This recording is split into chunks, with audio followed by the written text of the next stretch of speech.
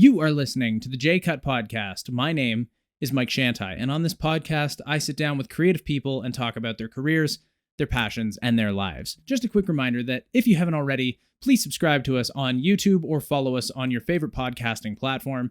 It really helps us build this channel and grow it into something bigger than it currently is. Now, as a freelance filmmaker, I've learned over the years to take opportunities as they come at you, even if you're unsure about them. And you might end up somewhere that you never saw coming. And that's what happened to me as I started doing freelance subcontract work with Sportsnet, which is a major sports network in Toronto. They're kind of like the ESPN of Canada. Working with these guys has been an absolutely mind-blowing part of my career. Something I never thought I would end up doing because I'm not a sports fan. I never have been. I wasn't growing up. But since then, working with these clients, I've been awarded such amazing opportunities. I've traveled all across Canada and the US. I've worked with professional athletes, worked on commercials and projects of which the scope I never kind of anticipated that I'd be doing. And I'm extremely gracious to have gotten this opportunity, and it really came just by chance. And one of the cool things that I've been able to do is work with some of Sportsnet's on-camera hosts. And one of those people is Caroline Szwed. Now, Caroline is a host of several shows on Sportsnet. Her and I have traveled all around North America working on multiple projects over the last couple of years and have become quite good friends. So I asked her to come out and talk about her career, how she got where she did, because she was actually on her way to becoming a professional soccer player before injuring her knee and shifting her focus to sports journalism. But we got into what that was like for her, the anxieties she still has to this day, despite being on television across Canada, and just her ultimate positive viewpoint on life. She's one of the nicest people I've ever worked with in front of and behind the camera, but I'm going to let you check that out for yourself. This is the J-Cut Podcast with Caroline Szwed.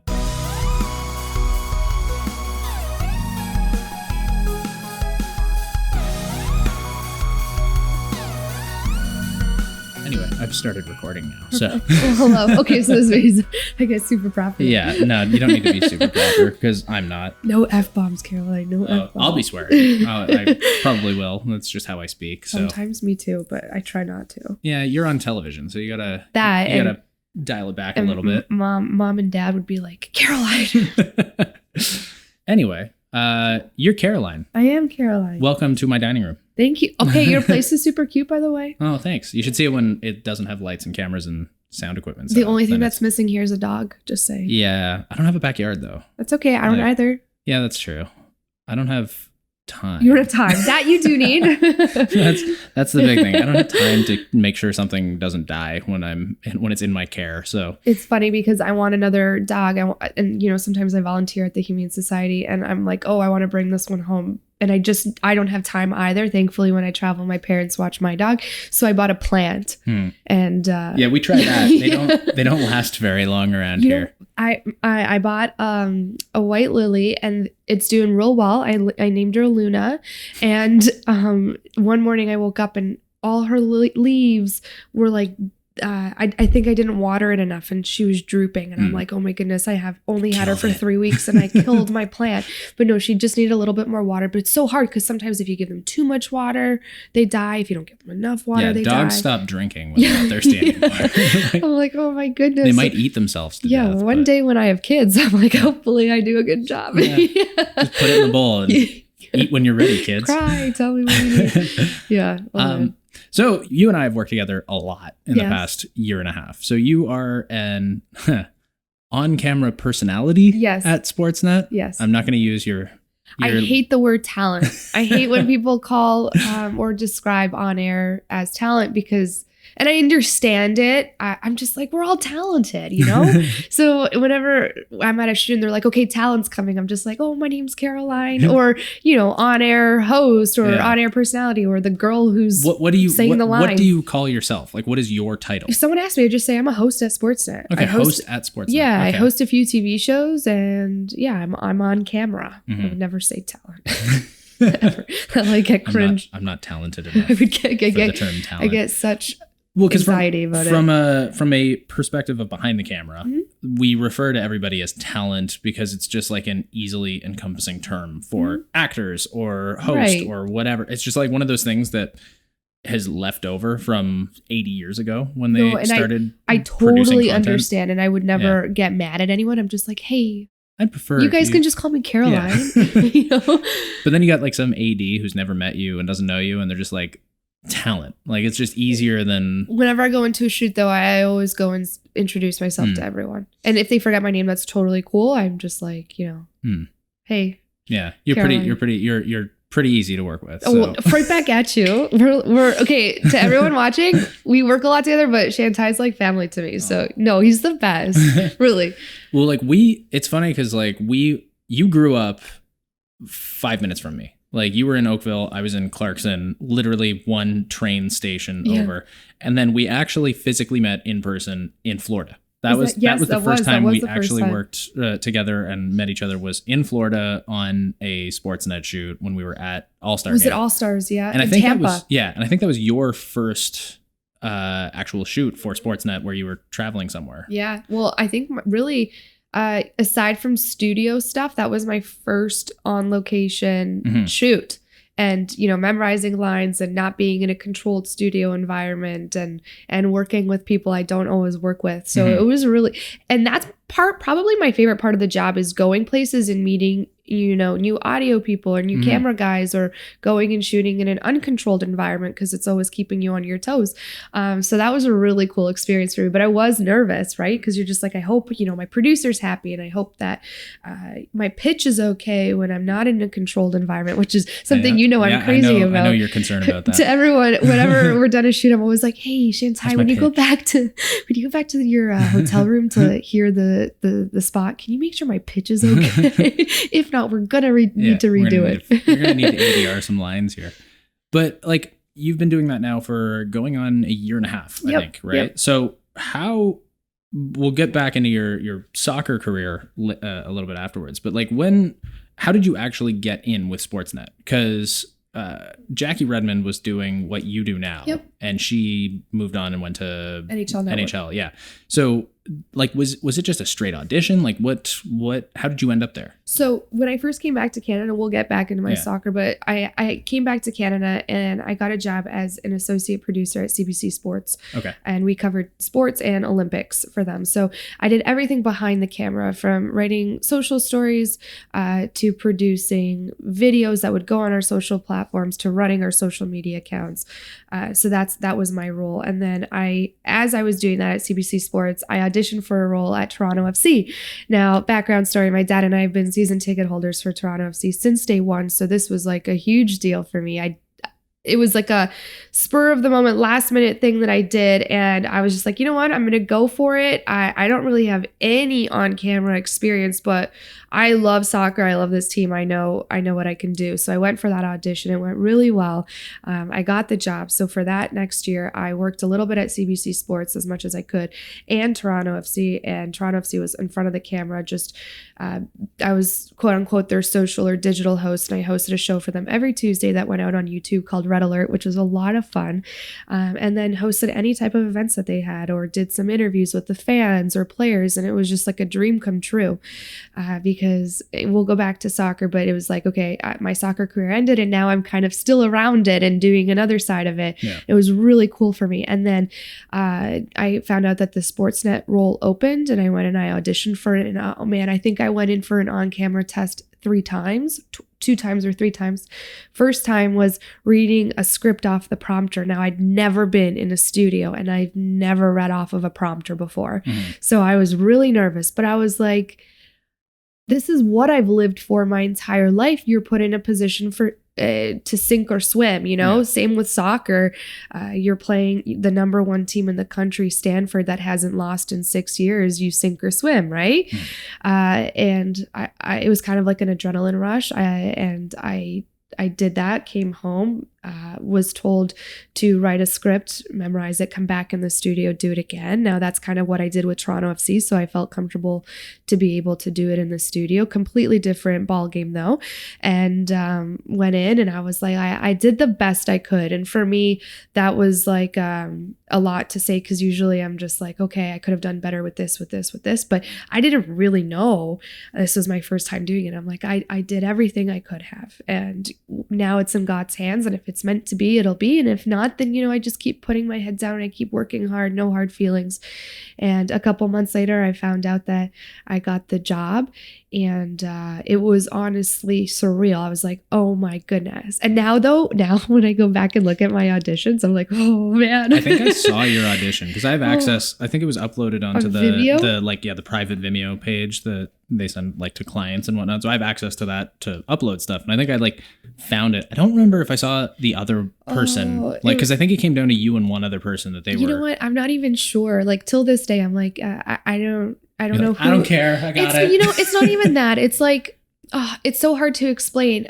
I would wish well upon anyone, and for me, it was like, if it was supposed to be that person's time, she'll get it or he'll get it. And if not, that means another door will open for them. So I was just like, I'm not thinking about anyone else in this process, and good luck to everyone. And whoever's supposed to get it is supposed to have this job in the moment in time. That's why I was just like, trying to put as much good and positive energy out there for everyone. And I still to this day, I'm like, it doesn't matter who was in the race, because we're all on different paths. And I never compete with anyone else. That's a big thing. Everyone's just like, oh, the competition in your industry must be so tough. And I'm like, no, even with soccer, it's like, I don't compete against people in my position on the field or off the field, because at the end of the day, you have to make sure your game or your last time in the studio, the next time you're in there, is better than your last. Mm-hmm. And that's the only way you get better. You can't look at anyone else because everyone's style is different and mine's different. I have the corniest jokes, right?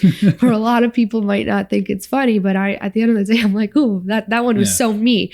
I always stay true to me. So that's what I'm saying. I always only look at, how I need to get better, or if I'm coming in for my second audition and I had these notes to work on in between, how I'm applying that to my second audition to get this job, So I don't look at it, but my Vimeo audition was, when I look back at it, I'm like, oh man, like I think at the end of the day, at the end of it, I signed off and I was like, bye, thanks for watching. And I was like, oh, why did I wave? Well, I mean, I'm not as much on camera as you are, but when I go back and watch stuff I did years ago, I cringe at it because it's just like, it's terrible. Like, it's just, I could have planned this better. I could have shot this better. I shot a script that sucks and I had no idea at the time. Like, if you're not constantly looking back and figuring out how you have improved, how you can continue to improve, then you're not doing it right. And how exciting is it to see how much you've grown, and how much the people around you have taught you and you've been able to absorb, because that's another thing. You have to be able to be coachable. So it's like, from the day I got that Sportsnet job, there were a handful of people and I credit so much to these people around me at Sportsnet. My team is amazing, who'd spend time in the studio helping me with things like pitch and energy and smiling while still being natural and raising, my voice and energy without my pitch. There's so many little things that you have to focus on while memorizing a script or reading off of a prompter and sounding conversational that people don't realize. And there, for a good 6 months to a year, people would be in the studio with me, taking 2 hours out of their very busy schedule to help me. And I remember walking into one of my boss's offices at the end of the day and being like, I just watched my audition tape, and this was at the year-end shows last year, and I said, I just saw my audition tapes for the first time, and I just wanted to come and say thank you, because I could see it was night and day from my audition to where I was at the year-end shows, and I was like, that would have been impossible without everyone's help. And I think that says a lot about the people around me, and also about the fact that to be able to take in information and not take it as criticism. It's hey, here's constructive feedback to make you better. And I think that that's really important in our field. It's not like, hey, you suck. It's, hey. Yeah, but you probably get a lot of that too from the outer voices. You know what, Shantai? I have a very amazing, like, loyal following where even if there's a couple bad apples who will post something, say something mean, the people who support me, who I love, if any of you guys are watching this, please know none of your positive comments go unnoticed, really. they kind of stand up for me. Caroline, that's true. No, it's true. It's true, because there will always be a bad apple, and I understand that, and not everyone has to like me, and I get that. But it's just like when people support or have something nice to say, or it's little things like if I just tweet "Have a nice day, everyone," and people just are like "Have a nice day." It's so genuine, and I really appreciate it. And I really can't say anything bad about the people who follow me, because of course, like I said, there will always be people who don't like what you're doing. That's just life, and I accept that and I understand it. But that's not going to stop me from being me. And to everyone who appreciates me and appreciates me for being the weird person that I am, thank you. And those comments don't go unnoticed. So I gotta say, hats off to those people. What's interesting though, what you're talking about with being like coached and working with people in studio, figuring out how to kind of make sure that you're giving the best performance on camera that you can. I mean, you're approaching a business like broadcast television. Nowadays, there's so many people who are becoming basically like their own hosts on their own YouTube channels, and they don't have like the coaching and all that sort of stuff. Like, is there something to be said that you think like maybe some people just naturally kind of have that, or they figure these things out just by doing it themselves as well? 100%.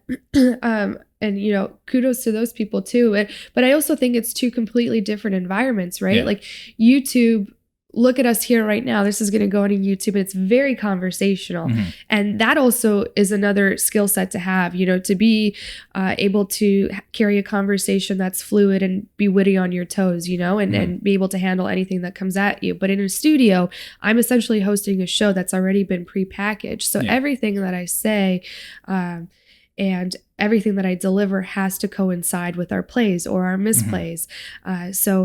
And I've wrote a script a couple days prior for these plays or misplays. That's another thing people don't know about what I do. I write my own stuff. So it's a lot more planned and predetermined. So when I'm on camera, it has to be perfect. I can't have like a little slip up, because it's a show that was filmed, a couple days before it's you can't have hard jump cuts in between. Yeah, I can't do that, right? Like so YouTubers do. It needs to be my perfect take. But I think YouTube, like we were just talking off camera, they said 2020, at the end of 2020, there's going to be close to 5 billion people on YouTube. YouTube's a very smart market. So the more that people can get in there and have these types of conversations, or if you're hosting a show yourself, to have the confidence to just put yourself out there and be able to talk freely like this is a huge skill set. It's something I really want to get into. I'm just trying to figure out, what topic and what I want to cover. But I think that the market's there, and whatever people can do to cater their skill set and show it, it's so important for this day and age. I mean, 2019, it used to be the future, but now it's like figure it out now. Yeah. YouTube, fun fact about YouTube is it operates at a loss every year. It loses money. How? Every year, because the amount of money it takes to actually operate YouTube, with the amount of servers they need, because they're hosting hundreds of hours of content is being uploaded every second. Like, so like the amount of server space they need to constantly expand. So it's constantly costing Google and Alphabet Inc. like tons of money to operate it. So it's constantly operating at a loss, but they're using that loss against other ways that Google is profiting. So the actual branch of YouTube makes, like, it loses money every year. I love it. See, that's why I love you, is because you know stuff like that, which is awesome. I read lots of stuff all the time. I'm constantly reading nonsense and looking for non-useful information to insert into conversations. That's useful. Look, it just came up in our convo. That is true. And I learned something. Oh, all right. So then I'm victorious today. Yes, you are. So now what goes into, you write your own scripts, or somebody in branding is writing a script because there's another brand involved, and I presume that it's too much for you to think about from a sales perspective and whatnot. But like your Aftermath shows and your Misplays and stuff, like how often are you shooting those? What goes into the prep for one of those? So our producer will look at plays or misplays, depending on what we're shooting, from the entire month, and start putting a show of 50 plays or misplays together. And then we figure out which ones are going to be on my on cameras and which ones I want to talk about. And then I go back to my computer and I start researching and get a little bit of stat, but not make it too much and still incorporate my personality in there. And then I write the script, I send it for approval if there are any changes made. At the beginning, so all of last year, I would get the script and I would memorize it. Now we've attached a prompter to the camera just because I have never had prompter experience. So I think that there's a valuable lesson in doing some of my shoots where with you and we're doing commercial stuff. Like let's say we just finished with Infinity, that stuff I'm memorizing all the time, but I never really have exposure with a prompter. So now for Plays and Misplays, we have a prompter, which is nice because I'm practicing a skill set that's really important in the industry. Yeah. So I think like the more I can do and the more I know, the better. So that's been actually, not only is it good, it's also been helpful because my schedule lately has been insane. So coming home, I've been trying to get you out here for like thank 2 you. months. Thank you. Yeah, but it's just been so busy. So it takes some pressure off of me to, when I come home, I can actually like turn my mind off before getting up to the next day to do a shoot and just know that it'll be on a prompter. But that's still a lot easier said than done because when you're reading a prompter, or normally when you read, it's like for no one to hear. Yeah. And when you're reading a prompter for television, you have to make it sound like a conversation. And you're like directly connecting with the viewer, right? So it can't sound like today on Misplay, it's got to be like today on just like you'd be talking to. Well, it's like acting. It's like you have to be information and lines that you've recited and written and backwards and forwards or on a prompter. You have to make it sound like this is the first time you've ever said it. Exactly.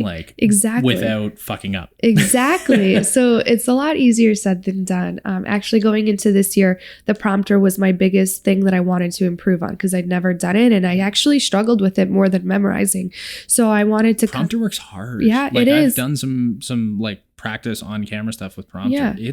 It's hard to make look genuine. It really is. So that was like my biggest thing and I'm still working on it. I still have a lot of work to do with it, but I've been starting to feel a lot more comfortable with it. So I'm happy about that. Now, Aftermath, which is a WWE show that we have at Sportsnet, is a completely different ballgame because none of that is scripted. Yeah. And I love doing Aftermath because it's a panel of Jimmy Corderas, Nug, and Anthony Corelli and and we just cover the week that was in WWE.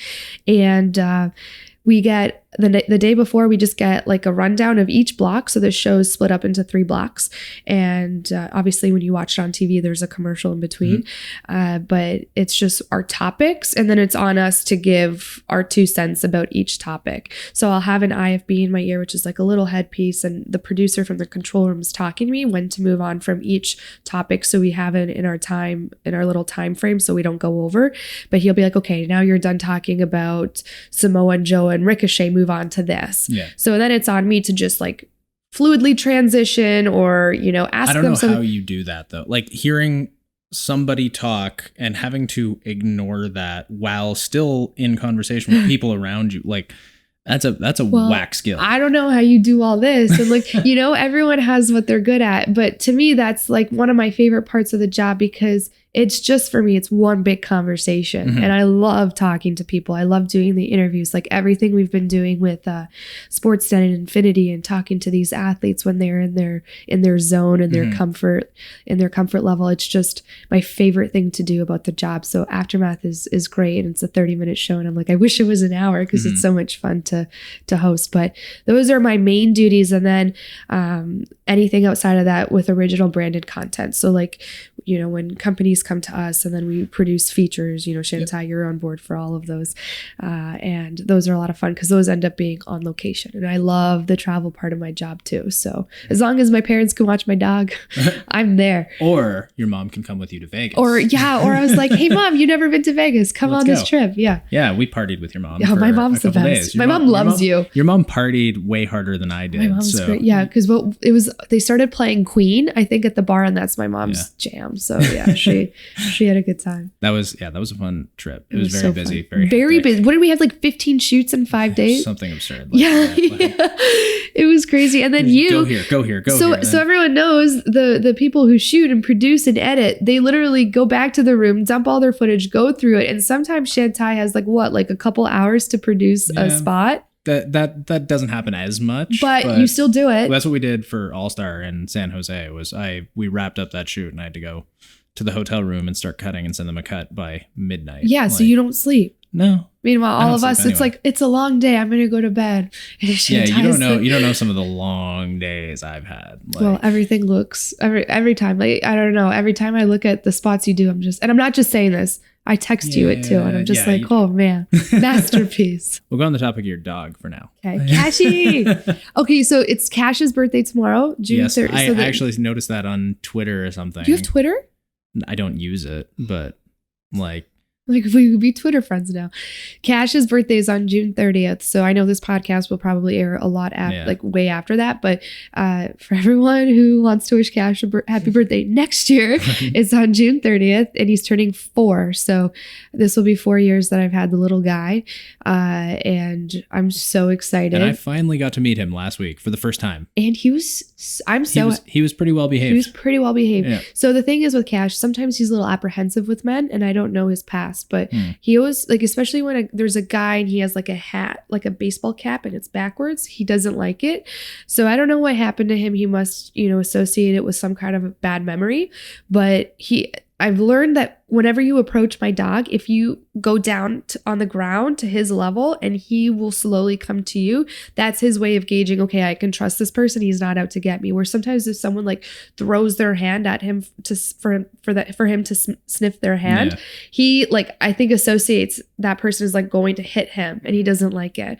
So he's a rescue, by the way. I didn't mention that. That's why he's wired a little differently. He's 4 years, is it 4 years since you've had him or is he 4 years old physically? I think when I went because he's a rescue. He's a rescue. Do you know his actual birth date? His papers, I went by what his papers said. So when I adopted him, he was 2 months and his papers said June 30th. So I'm assuming he's 4 off of the birthday they gave him.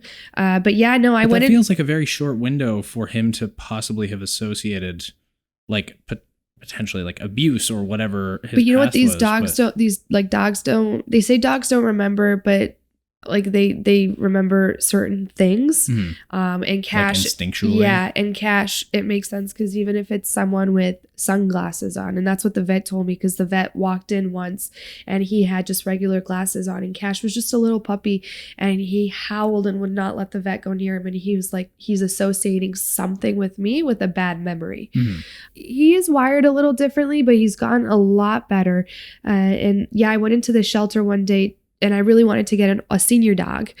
I didn't really have time for a puppy. And I walked by the puppy section and all of them were super excited and jumping and barking. And little Cash, which at the time his name was Waylon, I changed the name. His nose was right up against the crate and his nose was covered in mucus and he was sneezing and coughing. And I was like, oh, what's wrong with this little guy? And they said, oh, he's really, really sick. Like, take a look at the other ones. And I was like, no, like I want Cash.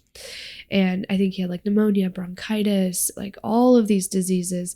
And I ended up getting him. And then a couple weeks later, I found out he had worms because it just like poured out of him, which was so delicious. I know, but I mean, it is the truth. So like poor guy, everything he was eating, the worms inside of him were eating his food. So he couldn't gain any weight. That's why he looked so small. He was treated for everything, but he was very sick. So he was on antibiotics for like 5 months and it cured all of his diseases. He was a healthy pup, except it stopped the growth of his teeth.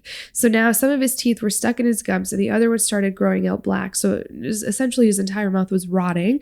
And the vet said that if I didn't pull his teeth, he would have died from infection from now in his mouth. And I was like, oh man. Yeah, you signed yourself up for a lot of you know what though? an emotional roller coaster right but there. He's so worth it. Like the day that I found out he had worms, he was so dehydrated and I was like, this is it.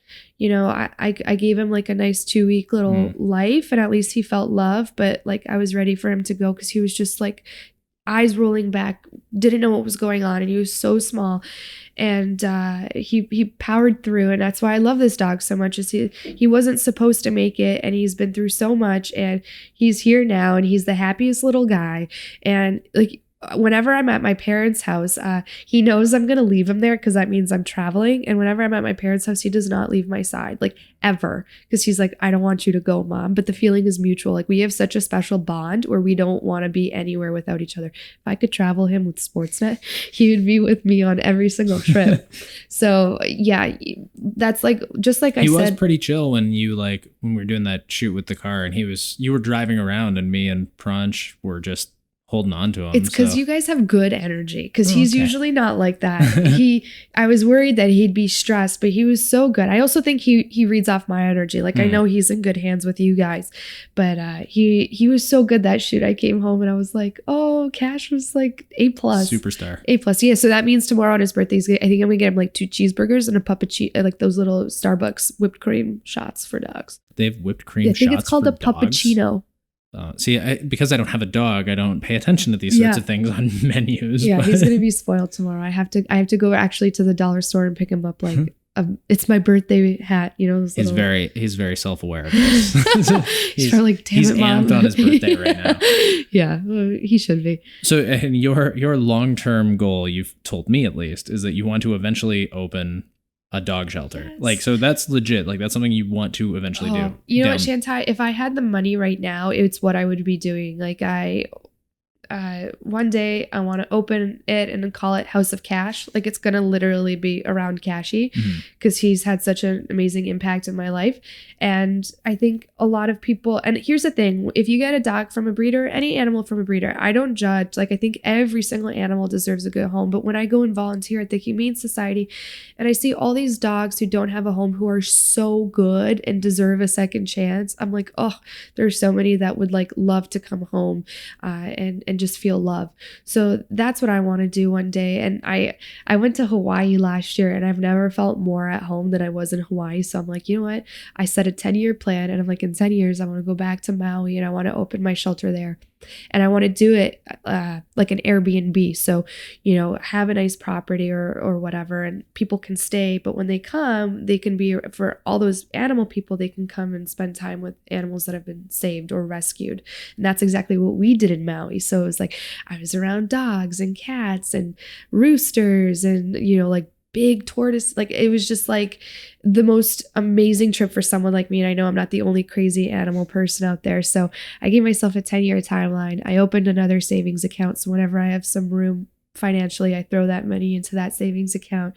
And I'm hoping that, you know, one day that becomes a reality, because truly, like, I'm so grateful when I love what I do now. I just think that I'm building a platform and a brand, and I want to put it to good use. I feel this like obligation in my heart to be like, to build brand awareness of something that's close for me and to help animals or people who need it. So for me, it's going to be, you know, one day saving a dog, or, you know, even getting a DM from someone saying, hey, thank you so much for being an advocate for these animals. My family and I went to the shelter and picked up a dog today. Like that to me is the most meaningful message you could send me. Because at the end of the day, it's like, how are you making, I don't want to sound corny when I say this, but how are you making like the world a better place? How are you making a difference? Yeah. And for me, it's like one animal at a time. No, well, I mean, the thing that I've said I've said to a few people like sitting here as well is that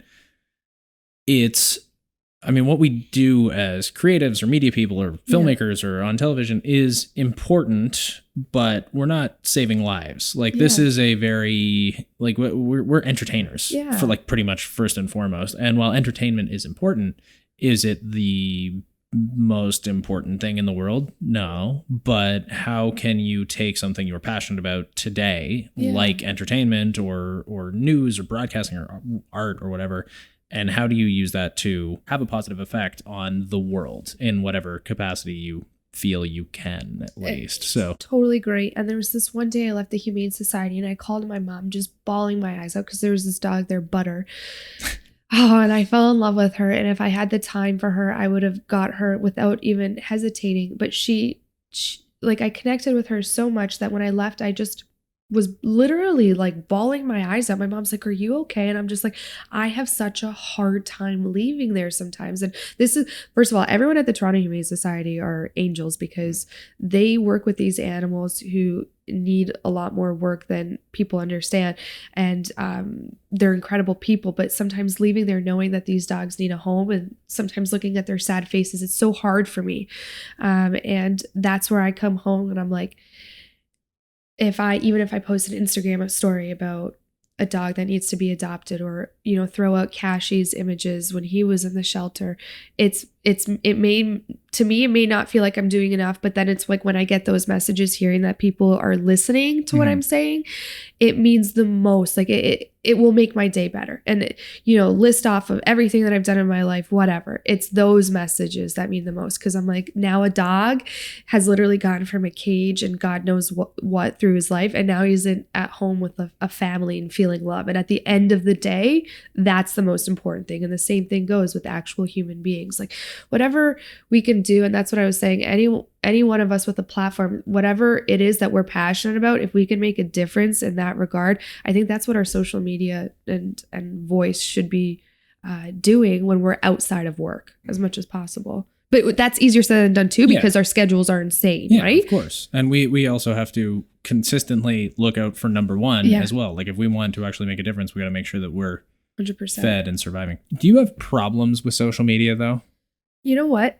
No, I've never had a problem with it. Not you as a human. I mean, this you personally have had positive experiences with social media, but like, my views on it. Yeah. Like, is it too much? Are we too obsessed with it? Like being involved in media too. It's like something we are constantly having to think about. Because I was just having this conversation with someone the other day. And I do think social media easily can become this black hole that consumes you. Yeah. And I think it's up to the person to set your limits. Like I've now done something where it's like, okay, if I post something on my story, if I tweet it, if I post like a static post, I leave it. If I'm comfortable enough sharing my opinion on Twitter or a photo on Instagram, leave it. And if someone has a problem with it, as long as I'm okay with it and my dad who follows me on everything is okay with it, I don't care what anyone else says. And I rarely check it after that. I'll check it a couple of times, but I won't let it stop my day. And that's that limit I've set. I do think it's super important for brand awareness, like to establish a brand for people like ourselves who are in the industry. Get your work out there, you know, share with people not only who I am at Sportsnet, but hey, I love my family. I love my dog. I love traveling. That's also a side of that's who you are. It's a side of me that people, you know, I want to share with people because it's not like I'm just like a work robot. Work is like the most important thing in my life, but there are other things that I enjoy doing too.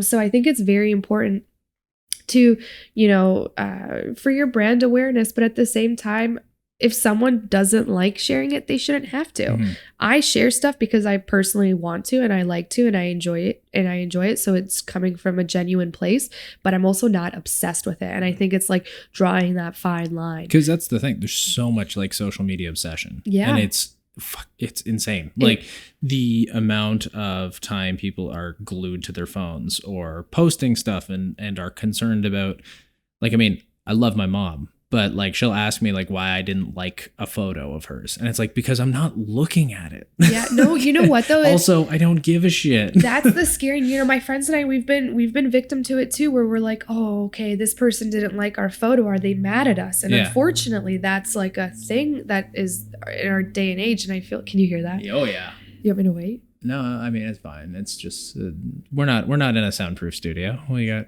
there's roads and planes that go by. So that's the scary thing. It's like if someone doesn't like your photo, you may associate that with them being mad at you. And that's just like our day and age. And my friends and I sometimes, you know, we pick up on that and we're like, oh, we read into it. But like, you gotta let it go. Because here's the reality. We may think that where the other person's just busy and not on Instagram. And that's been me lately. Like the other day I went through my feed because I had some time and I'm like, oh my God, these posts were like from 3 days ago and I didn't even see them. And it's not, I didn't like them because I didn't like the post. I didn't like them because I just genuinely didn't see them. And I think that it's so important to detach yourself from that whenever you can. Like I'm home with my family this weekend in a crazy like work stretch. And I'm just like, I want to genuinely spend time with my parents or genuinely watch a TV show, you know, or go for a walk and enjoy the weather. I think that's so important. But you know what? 5 years ago, I wasn't like that. 5 years ago, the first thing I would do when I would open my eyes was check Twitter, check Instagram, make sure everything's perfect, make sure I saw everything, stay on top of it. But I've learned to detach myself from that, which it's Do you crazy. think work helps with that though? Because like like part of your, I don't know what your contract specifies, but you probably have to do a certain amount of social media because like they straight up advertise your like Twitter handle in your name key on the show. Work doesn't pressure me with anything. It was more so, hey, when I first got the job, you might get a bunch of comments and just know that what really matters is the opinion of yourself and your coworkers and your family, which I really appreciated that. But like I said, the negative comments are such like to a minimum for me. And sometimes when I do get a negative comment, if it's really negative, I just block the person. And if it makes me laugh, I just send like positivity back that person's way. Cause the way I see it is that person. Kindness. No, but it's like that person, if they feel the need to be negative, they must be going through something or they must be having a bad day. So I'm always just like, have a nice day, happy face. And that's just like how my mom is. And I think I picked that up from my mom, where it's like, just if they're sending negative energy, just try and throw positive energy back their way. And maybe they'll pay that forward, you know? So I don't know. I've learned, I love social media because it's helped me connect with an audience who I appreciate and love so much. So I love that. But I've also been able to disconnect myself from being on it all the time. Or, you know, sometimes there's like a week where I don't tweet anything. And sometimes people are like, oh, are you not watching this game? And I'm like, it's not that I'm not watching it. It's just. No, yeah, I am watching it. That's like, why I'm not looking at my fucking phone right now. I've just come to the acceptance of like, hey, if I want to tweet, I'm going to tweet 100 tweets in a day. And then there might be a week where you don't hear from me. That doesn't mean I'm not alive, or it doesn't mean that I'm not watching things. It's just I've taken time for me this week for whatever reason. So it's just like that boundary. But that's a very personal thing. And there might be people who post every single day and still have those boundaries and it be very healthy. It's just like for me, I've been able to connect on there when I want to and disconnect on there when I don't. But I also think, again, to anyone watching, it's because I have such a like a good little like social media family who I really love, and I wish I could respond to all the comments, but they don't go unnoticed. I feel very lucky in that regard. So social media can be toxic though. That's my like it can be toxic and addictive, because like there's some days where I'm like, why am I watching YouTube still? I'm like, I've had YouTube videos playing in the background for like 3 hours. And it's like, what the fuck am I doing? Have you ever, sometimes right before I go to bed, I'll find like a funny dog account with like funny animal videos. And the next thing you know, I'm scrolling through like these. Then you're down the black hole. I'm down the black hole, and it's been like 2 hours. I'm like, oh my goodness, I have to get up in 40. Shoot in 3 hours. Like I got to wash my hair in the morning, Carol. I go to bed. So sometimes that happens to me, but that brings me joy. Those morning shoots when it's like, you're like, you got to wake up an hour and a half before the rest of our crew, because like when in West Virginia, like that's what people don't realize about being a woman in the industry. We have hair, we have makeup, you know, we got to get that done. And it's not, and sometimes I'll wash my hair in the morning. So it's like drying it, curling it, straightening it. And it literally, Shantai, I've told you this before. Sometimes I wake up 30 minutes earlier just to know how to put my eyelash extensions on, because shout out to anyone in the industry who does hair and makeup. I don't know how you guys do it. It is such a process. So for it to, you know, stay on my eyelid is one of the most challenging things I've ever done in my life. But yeah, it's a process for women to get all glammed up for TV in the mornings. Is that a sort of mental challenge for you though, seeing that bit of disparity? Because like, I mean, like guys on camera, like in studio and stuff, they're doing makeup as well, but it's not nearly to the extent that you like women have to. Well, like, you know what? I'm like here sitting with you, I just have like a little bit like just the necessities on. But when I'm on TV for like plays or look at you, natural beauty. When I'm on plays or misplays, I want to have like here's the thing is, I know I've prepared myself for my job, you know, my lines, my script, delivery. I don't want to worry about anything else. And when the girls at Sportsnet do my makeup, it's so perfect for television. And I feel very comfortable and confident in who I am, where I don't worry about anything else. And I think that is very, very important, because when I'm in the studio or I'm on location, I don't really want to worry about anything else other than my job, which is to deliver these lines perfectly or to interview this person perfectly. So that kind of takes pressure away from, okay, is my eyelash half hanging off my eye? Because people notice these things. People notice like if one of my nails are chipped. Yeah, 4K. You know? Yeah, it's scary. People like zoom into a photo and be like, guess one of your nails broke off. I'm like, how do they see it? So people see these things. And, you know, that's why I feel when we can go into a makeup room, like I love when the girls do my makeup, because it's clean. I always ask for like natural glam, because it's still me, but it's like matte and no shine on the TV, which anyone who's on camera knows that sometimes there's like crazy shine on your forehead, which probably is right now, but I wasn't trying to. I got soft lights. Thank you. Because that's what I struggle with, is the shine. Yeah. But it is very nice to not worry about that. Because our skin is oily and gross, and it does not look that great when you're... And the same goes to wardrobe, because the wardrobe team picks things that I would wear, you know, outside of work, and it are still formal but youthful. And I really, it's like, when I feel super confident in who I am when I'm on camera, which may not always be the same.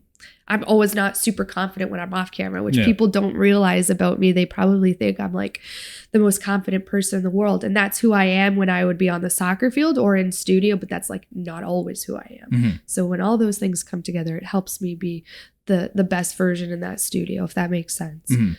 Before you got into this though, like, I mean, did you realize how many actual jobs there are going on around you to make your job happen? I can't say enough about the people off camera to make this. The producers, the audio guys, you know, makeup, wardrobe, everyone, the camera operators, when we go on location, all the people that make everything come together. What I do would not be possible with anyone around me. And this even goes back to when I first started my job, when people were coaching me. They spent hours in the studio with me. And, you know, that's not only mentally taxing for me, that's also, you know, mentally taxing for them and taking time out of their schedule. And, you know, if I'm not getting it right in 10 tries, that might be frustrating for the other person, but that was never conveyed to me. It was always just so positive. And if it wasn't for everyone around me, what I do would not be possible. And the work of everyone around me has helped me be the best version of myself. And I still have a lot of room to grow. Like I have so much to learn, but without everyone else, it wouldn't be possible. Do you ever think you'd be doing this? Okay. So when I was younger, and I still am till this day, this is probably another thing that people don't know about me, huge introvert. Like, you guys see me and I'm not afraid to talk to anyone. So then that's when like my extrovert comes out. Yeah, I know. I've had to pull you away because it's like I see someone's you start dog. talking to someone with a dog and I'm like, Caroline, we got a shoot to do. Like, let's go. I'm so embarrassed. That was in Buffalo. It was. I was with the homeless man and his dog. And no, not that point. When we were in the arena. Oh yeah. And you're like, we're like walking out. It's like, we got like 10 minutes because then the music's going to start blaring. We got to do a stand up.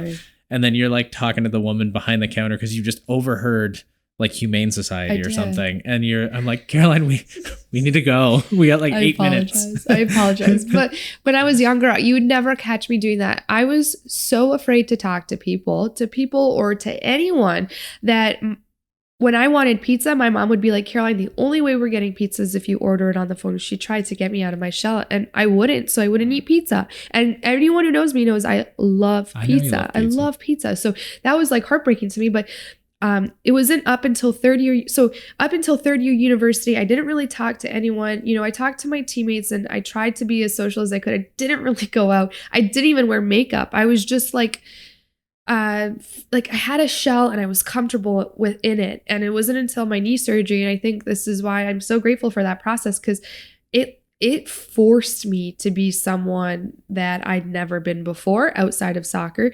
And I was like, holy, you know, this surgery could ruin my career and I want to stay in soccer for as long as I can.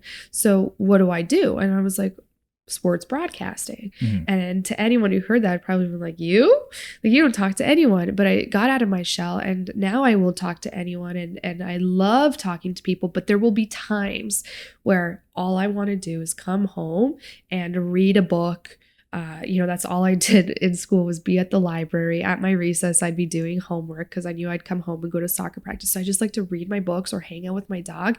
And it's not that I don't want to be around anyone else. It's like I need that time for myself and to shut off. Because another thing about the jobs that we do is you're constantly on, even if it's not like a taxing job. We're not 9 to 5. Like you're working in the evening. Like me too. I was working on the Infinity things last night. You're constantly on. So sometimes it's really important to shut yourself off, and that's totally okay, and do what, brings you a peace of mind. And I will never forget, that the person who I was growing up, because it was just someone who was too much to a fault, always in here. But now I'm trying to find that balance, but extreme introvert growing up. You would never think that I'm doing what I'm doing. No. So if there's any little girl or boy out there who's listening to this, who's, very shy and doesn't like to talk to a lot of people, that's okay, because at the right time in your life, you will come out of that shell and you will realize it might not be broadcast, but it might be a teacher or a doctor or whatever it may be that you want to be. You will come out of that shell. And if you don't, you're not meant to. But what went into getting out of that shell? I think I was forced. Like, my knee injury was so traumatic to me mentally, where I was like, holy, I'm in a machine for, 6 hours a day. I can't do any physical activity. So what am I going to do? Okay, I'm going to get straight A's in the classroom. And the way I am, this is probably the Scorpio in me. It's like, once I set my mind on something, there is no way I'm not achieving it. So if I'm going to get straight A's in all these classes, you best believe that I'll be up all night studying, and making sure that happens. And then with that came, okay, I got to get out more, because for 6 hours of the day, I'm confined to a machine and I need to see people. So then I got out more, and then I got into journalism. And then I'm like, oh my goodness, I actually really enjoy talking to people. And I have a story. I want to hear other people's story, And I think that was like a very big eye opener. Now, my knee really opened up a lot of things, I think, about myself that I didn't know. So I hope that that's not the case for everyone. I hope it's not like a traumatic. It doesn't take destroying your part of your body. But you know what? This is where it's like, if you go through something tough in your life, it's like, this is happening to you for a reason. There's a bigger picture for you mentally, and you need to trust. And, if you're going through an injury, of course, do your best to get back. Like, if I could still be playing on the field, I would be.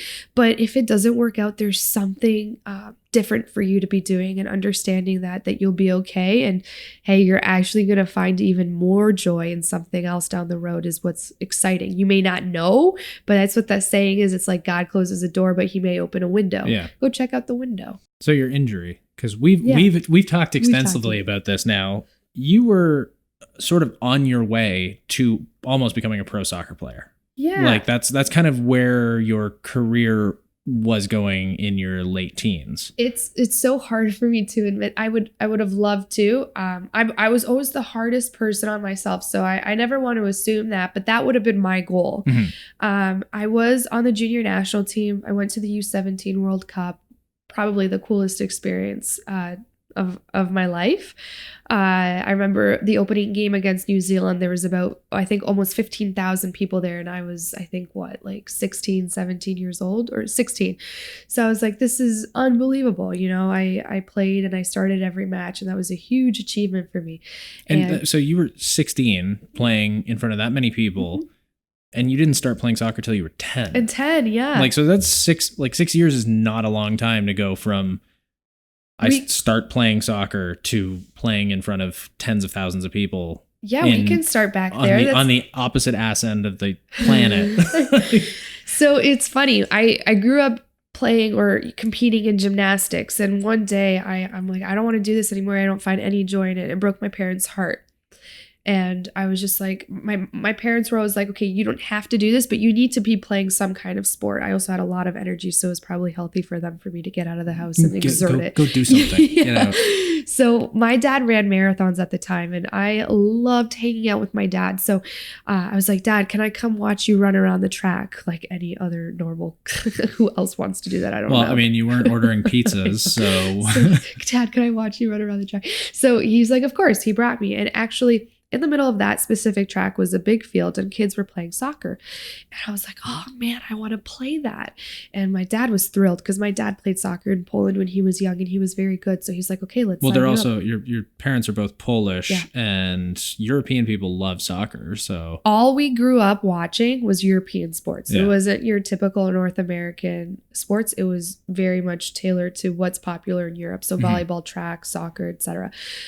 So I signed up for soccer, had no idea what I was doing, but picked it up very quickly. You know, from, like you said, from 10 to the age of 16, so a 6-year span, I went from not knowing any position in soccer, not knowing how to kick a ball, to playing and representing Canada at a World Cup level, which was unbelievable. So during those camps that led into the World Cup, we trained with the national team, and we went to very hot places in the US. So one of them was Alabama, and when we were there, it was like the record hottest week, of course. But we wanted to prepare for our qualifiers for the World Cup, which were in Trinidad and Tobago. So we wanted to play in heat, so we could get used to it. And at the Alabama camp, West Virginia University came down to scout some of us, and they recruited Bree McCarthy and myself, and Bree was on the national team as well. And we went in, we did a visit, and we loved it there. And we ended up going to WVU after the U17 World Cup. So that set up our next, 4 years of collegiate soccer and, the opportunity to get a degree and play at the same time. What people don't know is that for, if parents are watching this, or even kids who want to go to the US, the one thing I would say is make sure your kid, or if it's a kid playing, make sure you love what you do, because you are going to be training 2 to 3 times a day, 5 to 6 times a week. And it is the most rewarding experience because you push yourself to limits you didn't think were possible. But if you don't truly love what you're doing, it's a very hard environment to be in. With that being said, those 4 to 5 years shaped who I was. And without that experience, I would not be who I am. We would not be sitting here today, because I learned so many things being an athlete that have prepared me for real life.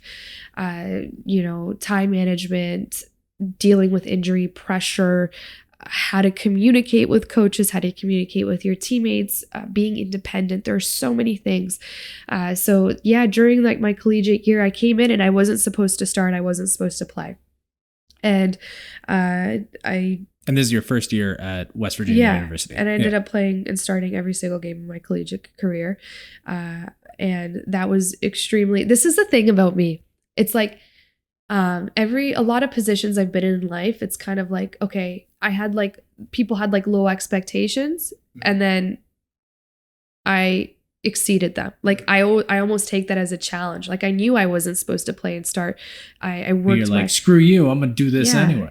But it's like a humble grind, I was like, I'm going to work my ass off in preseason, which is so hard. By the way, it's 3 practices every single day for like 3 to 4 weeks in dead heat. And it's brutal, to be quite honest with you. But here I am at 17. I've never experienced this.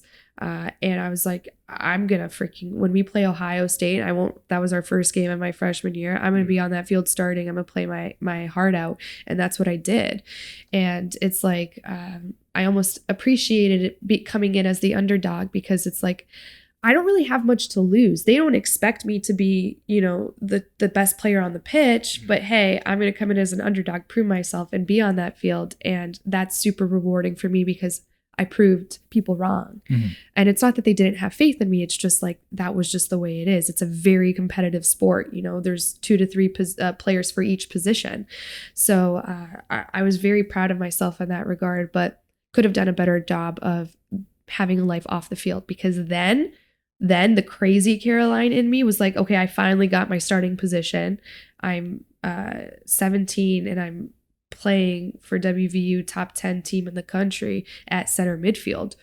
don't lose it. So Yeah. then I became crazy in school. I didn't ever go out. I was literally in my dorm room all the time, and I was like too much in my own head.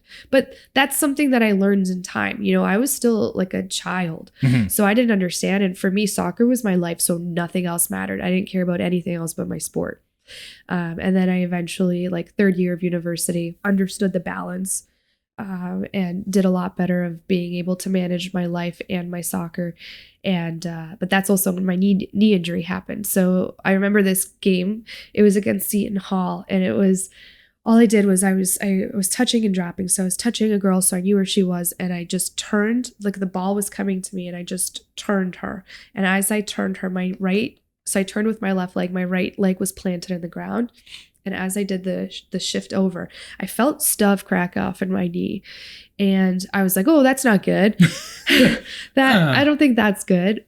And I don't think that should happen. This was the first half. So as I kept playing, I felt it move around, and it was painful. But I was like, in my mind, I already self-diagnosed myself. I'm like, I tore my meniscus, which in sports, it's not the worst thing to tear. Like ACL is way worse.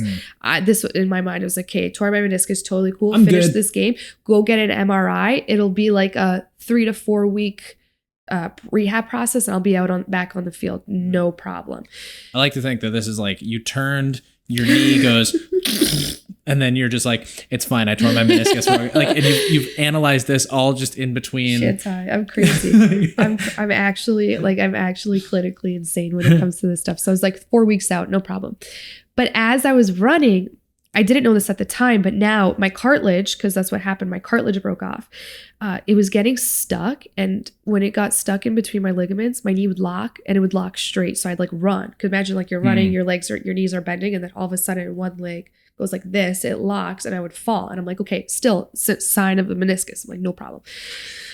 So I keep playing on this, I think, for a couple more games, and then my knee really starts. A couple more games. Holy shit. So then I get an MRI, and they go, oh, no, it's not your meniscus. Like your cartilage broke off. And I don't understand what the hell that means. Yeah. I'm like, can I play? Can I not? And they're like, you can play, but it could get worse. Yeah. Okay. So what does that mean? When my season's done, I'll just like get surgery and rehab it all of off season. I don't like the off season anyways, so this is perfect, and I'll rehab and be ready for next season. This is how like we think. And I was stupid, and I didn't listen to my body, and I played. Now, this happened in September, so end of our season would probably be end of November to December. Come October, it was so bad. I couldn't bend my knee. I couldn't drive my car. This is my right leg. I couldn't even go down to like pick up a pair of socks. It was so bad. Let alone I was like popping like eight Advils before every game, figuring out a way to play. And I remember it was the end of our season, and the surgeon went in to scope my knee to see what it looked like. And he came out and he's like, it's terrible. He's like, you have a hole in your knee. Your cartilage is basically gone. Like you need a big surgery. So as he was in there, he's scoping it. He took the little bit of cartilage that I had out, and he grew it in a lab. This is crazy. He grew it in a lab for 6 weeks. American medical science. I know. And then I went back in for the big surgery, and they took off my kneecap, implanted that cartilage on the back of my kneecap, sealed it with like, I don't know if this is it's like some kind of like pig skin. Yep. And then put my kneecap back on. And I knew from that moment on my rehab would be 1.5 years. So that was like, but I didn't realize, like, I don't know. I think I was naive to like what was going on. I don't know. So I woke up, my entire leg had a scar on it. I woke up in a machine bending my leg back and forth. So much pain. I was getting injections for blood clots. I think I had a once a week an injection for like 8 weeks.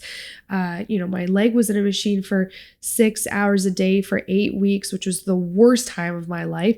Yeah, because you had to like basically immediately start bending this. Because they wanted blood to start pumping, and that's how my cartilage would heal. But it was like was that agonizing? Oh my God. I was like on the worst pain meds.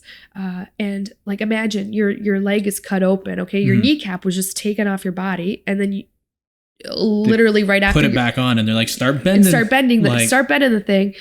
And I was miserable. Like, no shit. My mom took a month off of work, and God bless that woman, because I didn't mean to take anything out on her, but I was like, I'm never coming back. I'm in this machine. My knee is killing me. I have school on top of everything. And like, what am I supposed to do? And it would be times where like in the middle of the night, I couldn't put any weight on it for like a month, none. So my mom would literally, I'd be crutching on the way to the bathroom at night, and I'd be going to the bathroom. My mom would be holding up my leg, making sure I'm getting my injections, all of these things. It was brutal, but I ended up getting past that. And that's the year I got a 4.0 in the classroom, so straight A's. So I accomplished that, which was like, to me, probably one of my proudest moments, because it's like my soccer was taken away and I completely put all my energy somewhere else. And that's also where I realized I'm a lot more than a soccer player. I'm like, I'm very like, I'm smart. You can do. I'm good in the classroom. I can find another skill set elsewhere. And my mom was an angel, and she ended up leaving, but that's also now where rehab started. I couldn't lift my leg for a good portion of, like, I'd say about a month, because my entire quad muscle depleted. Like, I had no muscle left, so I couldn't lift. Little things like a step up, like the smallest little step was the most challenging thing for me. Do you know how hard that is for someone mentally who's like literally trained like the most brutal workouts for a decade? It was the worst thing. That's why I have so much respect for athletes who blow out anything in their body, because I'm like, what you don't, you always see the comeback and them playing good when they come back, but you don't see the in between, which is the hardest part, mentally more than physically. So a year and a half, I eventually come back, fittest I've ever been in this time span. I've been doing rehabs 2 to 3 times a day. I woke up every Monday, Wednesday, and Friday at like 4 a.m. to go do spinning classes, underwater treadmills. I'm swimming. I'm doing everything I can for when I come back on the field, I'm going to be the fittest I've ever been, because that's what I can control. I can't control how I'm going to play, because I haven't touched a ball in a year, but what I can control is like what I eat, how fit I'm going to be with what I'm allowed to do. My classroom, that's what I can control. And I came back extremely fit. I think I gained, honestly, if I would have came back, I think I would have been the best, most complete player I've ever been, because I gained such a maturity, like watching the game. Yeah. It's interesting when you watch your position, you're like, oh, when I get the ball in that position, I have a lot more time than I think. I don't need to rush that play. Pick your head up. You have like a couple more extra seconds. See, these are things I would never think of not being an athlete. Oh man, I just was so hungry for the game. I was so hungry to come back, and I came back. I wasn't supposed to play any spring games. My surgeon said no spring games. I played every spring game, which was detrimental. And I came home for a week for summer break. We had a week at home, and then come back to West Virginia to train before going into preseason. Did all the workouts like I was a regular athlete, which I should have never done, because I also just came back from a major surgery and I blew out my knee again. So that was tough. It was funny when it happened. I didn't accept it. I was like, okay, it's just sore. It's just sore. It's good. I'm going to take a week off and it's going to be fine. And then I'd go into preseason and I try and kick a ball. I try and dribble. It wasn't, I would be in such denial about it that I would be doing all the drills, but I'd be literally running on my toes on my right leg, because I couldn't put all the pressure on my right leg. Yeah. And my coach was like, you got to get out. Like, you can't play. And not in a mean way. She was just like, Szwed, like, you're in pain. Get off. And I tried getting cortisones in my knee. I tried resting it. I tried medication. I tried literally everything. And then I went in for a scope, and they said my cartilage flapped, so it didn't heal properly. And the surgeons were like, you got to hang up the boots. If you push this, like, you will be walking with a cane, and you can't be playing competitive sports anymore. And that to me was the most heartbreaking thing I've ever heard, because in this time frame of all that happening, the coaches for the senior national team, one of them came to talk to me at West Virginia. And he was like, come into camps. This wasn't like a guarantee that I'd be at the Rio Olympics, but come into camps and train and to see if you make the team.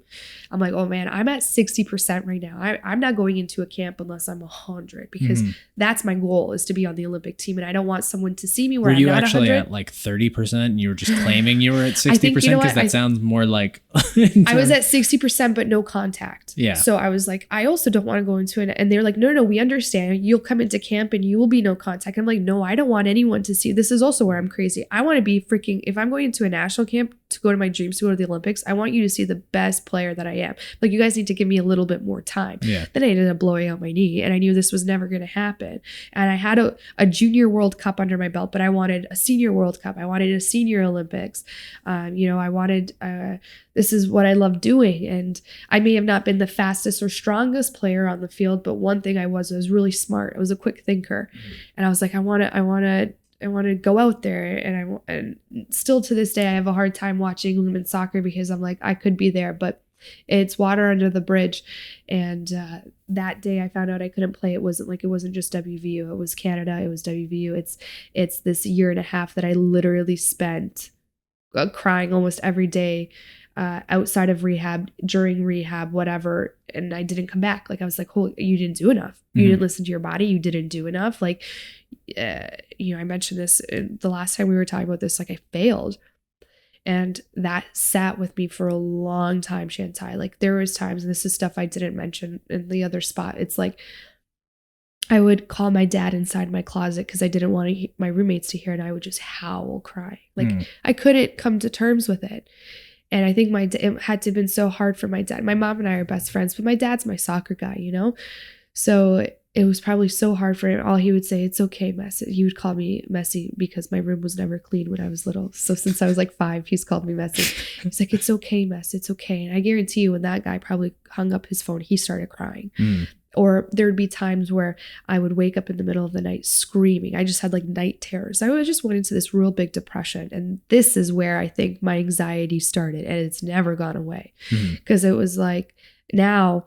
and I learned, because I went to go talk to someone, that it's like when something traumatic happens and it happens out of your control, your body, like your mind tries to latch on to something else to control other areas. So now my anxiety was in every area of my life, which I never had before.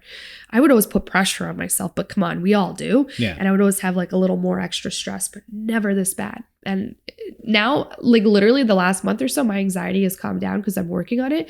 But it was just like everything. Did you see like a therapist for that too? Oh yeah, I had to talk to someone because I was like, I failed. Like, what am I supposed to do now? And I did really well in the classroom, but like, I was almost embarrassed of myself. It was just like I had no self-confidence, and I was really upset at myself that I didn't listen to my body, because my dad would constantly remind me, don't push. I'm very lucky to have had parents who weren't like crazy soccer parents. They were always, listen to your body. You don't need to come back in spring. You want to be ready for season. So push yourself in season. And I didn't listen to anyone. I just wanted to play. Well, kids think they're invincible. Yeah. Like you took me out of my craft for a year and a half. And of course, all I want to do is get back and play. And I played so freaking well in the spring. I was like, oh my God, I'm going to tear this senior year apart. And I didn't. Still bitter about it. God damn it, young Caroline. But, and and now it's like one day when I'm ready to talk about it with everyone, it's like, maybe I went through really bad depression and anxiety and still have spurts of it for a reason, because maybe there will be people out there who will resonate with my story or resonate with things that I've gone through or things that I reacted to in a certain way because of my emotions and feelings of depression and anxiety. But that time hasn't come yet. That's like a very personal part of my life. And I want to make sure when I share it, I'm completely 100% okay to get positive responses and responses from people who will not understand. And that's what I mean. It's like, now if I get a negative response on social media, I'm totally okay, because not everyone's going to like me. But this is a very like closed off part of my heart and story that when I decide to share it, I need to be okay with whatever kind of opinion or answer I get back coming at me. But what I do one day, like this is where I understand that I went through that for a reason, because one day I'll help people that are going through that. Because it's especially when it comes to athletes, it's like when you're in your sport, you think that, like I said, you are defined as, hi, I'm Caroline and I'm a soccer player. No, I'm not. That's just something I'm good at. That's just something I love. It's, hi, I'm Caroline and I have a good heart and I love going and saving animals. Like, that's who I am. And that's how you want to be remembered, not necessarily of an an athlete. An athlete is way more than their sport. It took me so long to identify with that. But one day, maybe I'll come back on your podcast, Mike, and share it. It's just not yet. No, I'm not ready cool for the world to know, but it's just like, it's crazy. Life's crazy. And that's whenever I tell people, it's like, I've gone through things where that door in my life unexpectedly closed, like unexpectedly. But now look what I'm doing. I'm on the other side of the sport, and I can understand athletes when maybe they don't want to come to media. So now it's like I understand another side of athletes for when I sit down with them and they don't want to come into media because they just had the longest day ever, how to relax them or how to prepare them for the interview, or resonate with their story or their schedule. Because man, like athletes have, people are like, people are like, oh, I don't understand why they get paid so much. I'm like, I do. Do you guys not realize that like these people train every single day, multiple times a day, plus they travel internationally and jet lag and try and have a relationship, God forbid, a husband and a wife, boyfriend or girlfriend, kids, family. Like it is so hard to balance everything. It's also a career that could end very out of their control. I have so much respect for them. So I think that this experience has also given me perspective. And it allows me to resonate with athletes on a different level. And it brings me joy because I always say this job is the closest I could get to playing because there's still pressure to perform. There's still, like I was going to say, you still pick like some high stakes career moves after the fact. You have to. There's pressure to perform. And you know what the beauty of this is you're never going to be like there's always room to grow. You know, for me with soccer, there was always extra to do, whether it was working on my left foot or working on my shot or crosses or whatever. Even when I was good at it, you got to keep working your left foot. And for me, it's the same thing. You got to keep, working that prompter or sounding more conversational or learning how to be better in an interview situation with someone. So that's what I love about this. It's just like constant growth. And it's fun. For me, I never want to be stagnant in a job where it's like, okay, I know what I'm doing, because that's boring. Otherwise, you might as well go get a 9 to 5. Which there's nothing wrong with that if that's who you are. No, but it's totally. like, for me, I just want to constantly be kept on my toes and constantly be put in new situations and do things that are outside of the box. Because I need to be challenged. Well, I think it's also good to hear from you talk about. I mean, you've got a public profile because you are on, at least in Canada, national television, across the entire country. And you went through a whole bunch of shit that led to this point where you believed that you failed. And I'm sure that you had that existential crisis where you're like, what the hell do I do now? Like I've failed. And I think, in sports, in creative media, in all these sorts of careers, these like unconventional non-9 to 5 jobs, people feel like if they don't succeed at something right away, that they've failed. And it's a really hard thing for a lot of people to get over, where you're like a perfect example of someone who like still claims you are dealing with these anxieties. And it's not, that doesn't come through in your public profile or anything, or your sort of public personality, but it's a real thing that everybody battles. It's such a real thing. And that's okay. So we go back to social media. That's another thing that I might not necessarily like about it is people assume that they know you through what you post. And to an extent, you're going to look at my profile. You'll see cash all over it. My job. You're going to assume I love dogs. I love my job. I love my friends, and I'm a happy person. And I am. I'm such a bubbly person. Like, oh my goodness, like probably to a point where sometimes I sit back. I'm like, people probably think I'm so annoying. But again, overthinking how much people think of you. But but that's who I am. I'll never apologize for it. But there are also times where like I'm smiling and I'm happy and you would never know. But inside, I have the worst anxiety to the point where sometimes I forget what I have anxiety about. It's just snowballed so much. And then I have this pit in my stomach, and then it affects everything that I'm doing. It's such a real thing. And it's never gotten to the point where I would let it stop me from what I'm doing. It's just it's taken me back a second being like, oh my goodness, like I need to get a grip on this because it's affecting a lot of things, and you'll never see it on camera and you'll never see it in public, but it'll be times where I leave work or I go home and I call my mom and I'm just like, I'm just like depleted, like exhausted. And she's like, are you okay? You sound, I'm like, I've just had, the worst anxiety, a long day. And it's finally like when I can shut off, it really just like, you can see just how exhausted I am mentally.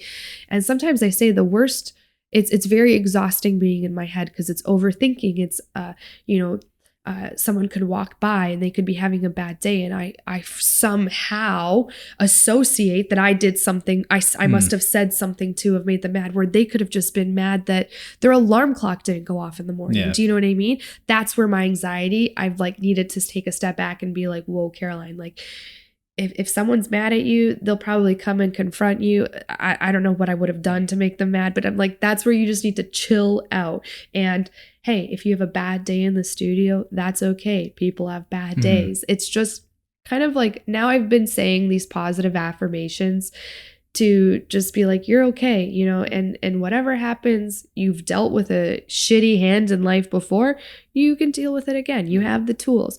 So it's just knowing. And actually one person put it in perspective for me. They were just like, what's the worst thing that could happen to you right now? And I said, find out that something horrible happened to my parents. And they said, okay, well, that hasn't happened. So you have nothing to worry about. And I'm like, you're so right. Like, my life is good. Yeah. I have such a good life. But human brains are messy and moronic 100%. And stupid sometimes. But that's where you have to train. You have to train. You have to retrain your mind. And that's what I'm doing right now, is like retrain my mind that everything is fine. And if it's not fine, you have the tools to figure it out. And as long as you have your health and your family has their health, really, like at the end of the day, it'll be okay. It's just literally retraining your mind. And that's not saying that like, and it's not easy for everybody. That's Shantai, not easy. It's an everyday struggle for me. I stress about everything, like literally everything. It's a problem. Yeah, well, I mean, but and it's crazy that you do on camera work, because that sounds like one of the most nerve-wracking things somebody can do, especially somebody with like anxiety problems. And that's like, it's funny because it's is funny it just that like crack that. Like it's just it's funny because you brought this up for me, like just saying that. It's like, okay, before soccer games I'd be so nervous, but as soon as I touch the ball, fine, because I'm like, now I'm in my element. That's exactly how I feel with camera work. You might have like a little anxiety leading up because you're like, okay, are all my questions in my head, all my information is correct, blah, blah, blah. But it's like, once it starts rolling, I'm like in my zone. But then after true and true, then I say, I never get those freaking right. Through and through is what I meant to say. And true came out. But then that's when Shantai, master editor, edits that out. I killed that one. Which I appreciate. Besides this, that'll never see the light of day. But it's like, after, sometimes I'm like, oh my gosh, did I say that correctly? And I'm like, God, this is where you have to chill out, right? It's always there. But when the cameras are on, I don't know. I love doing what I do. So it goes away. But like you said, it's our minds are tough. And when they've been programmed to be a certain way for so long, it's very, very hard to reprogram. But it's worth trying, and it's worth exercising it. And it's worth going to a dark place in your mind and revisiting dark memories to help you see that you can be a lot healthier mentally than you are now. Because that's what I'm doing now. And I've started to meditate. And a month ago, if you would have said, Caroline, you should meditate, I'd be like, you're nuts, because I can't turn my mind off. See, that's how I feel. Because like I can't fathom meditating, because my brain is constantly it's like a hamster wheel. Okay, Shantai, same. Like to the point where I dream about work. And I wake up and I'm like, oh my gosh, I actually wasn't sleeping because I'm dreaming about my next day.